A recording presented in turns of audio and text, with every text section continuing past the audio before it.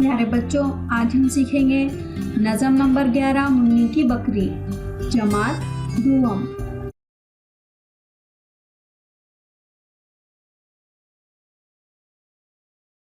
मुन्नी की बकरी खोई कहीं है, खोई कहीं है, खोई कहीं है।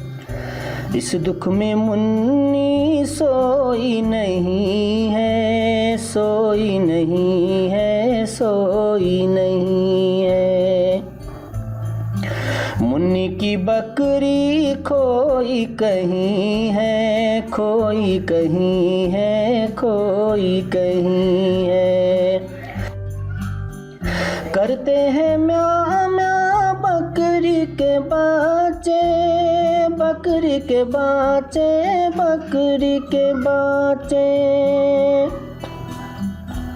कल शाम से है बेचारे भूखे, बेचारे भूखे, बेचारे भूखे। मुन्नी की बकरी खोई कहीं है, खोई कहीं है, खोई कहीं है। मुन्नी का भाई जंगल में पहुंचा, जंगल में पहुंचा, जंगल में पहुंचा। जंगल में फिर कर बकरी को देखा, बकरी को देखा, बकरी को देखा। मुन्नी की बकरी खोई कहीं है, खोई कहीं है, खोई कहीं है। नदी किनारे बकरी को पाया, बकरी को पाया, बकरी को पाया। उसको पकड़ कर साथ अपने लाया, साथ अपने लाया, साथ अपने लाया। मुन्नी की बकरी खोई कहीं है, खोई कहीं है, खोई कहीं है।